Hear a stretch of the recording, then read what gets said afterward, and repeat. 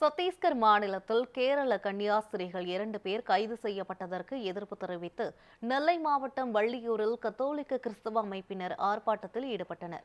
கேரள மாநிலத்தைச் சேர்ந்த பிரீத்தி மேரி மற்றும் வந்தனா பிரான்சிஸ் ஆகிய 2 கன்னியாஸ்திரிகள் சத்தீஸ்கர் மாநில அரசால் கடந்த சில நாட்களுக்கு முன்பு கைது செய்யப்பட்டனர். இதற்கு பல்வேறு கிறிஸ்தவ அமைப்புகள் கடும் எதிர்ப்பு தெரிவித்த நிலையில் கன்னியாஸ்திரிகள் ஜாமீனில் விடுவிக்கப்பட்டனர்.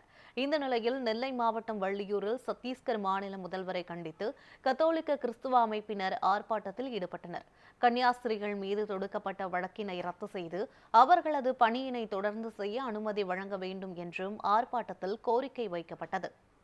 இந்தியாவின் முப்பெரும் கொள்கைகளாகிய ஜனநாயகம், இறையாண்மை, சமய சார்பற்ற தன்மை, இந்த மூன்றுக்கும் எந்த கேடும் நேரிட்டுவிடக்கூடாது.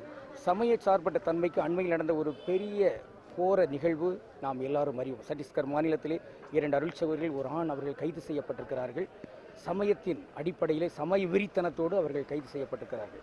அறப்பணி செய்து வந்த அந்த அன்பு உள்ளங்களை வேறு வகையில் பொய் சொல்லி அவர்கள் கைது பண்ணியிருக்கிறார்கள். இதை நாங்கள் வன்மையாக கண்டிக்கிறோம். தூத்துக்குடி மறைமாவட்ட தென்மறை மண்டலத்திலே 5 இடங்களில் இந்த ஆர்ப்பாட்டம் நடந்து நிறைவு பெற்றிருக்கிறது. நாசரேத், சாத்தான்குளம், திசையன்விளை, வள்ளியூர், 5 கிராமம் ஆகிய இந்த இடங்களிலே இந்த முழக்கங்களோடு நாங்கள் இந்த ஆர்ப்பாட்டத்தை நடத்தியிருக்கிறோம். இங்கு வள்ளியூரில் நடைபெற்ற இந்த ஆர்ப்பாட்டத்திலே பலரும் கண்டன குரல் எழுப்பியிருக்கிறார்கள். அருட்சகோதரிகள் அவர்கள் விடுவிக்கப்பட்டு விட்டார்களே என்றெல்லாம் சொல்ல இல்லை, அவர்கள் வழக்கு இன்னும் இருக்கிறது. இங்கே நாங்கள் வைக்கிற கோரிக்கை முழுமையாக ஒரு விடுதலை செய்யப்பட வேண்டும். அதோடு அவர்களுடைய அந்த அறப்பணிகளை தொடர்வதற்கு அவர்களுக்கு அனுமதி வேண்டும்.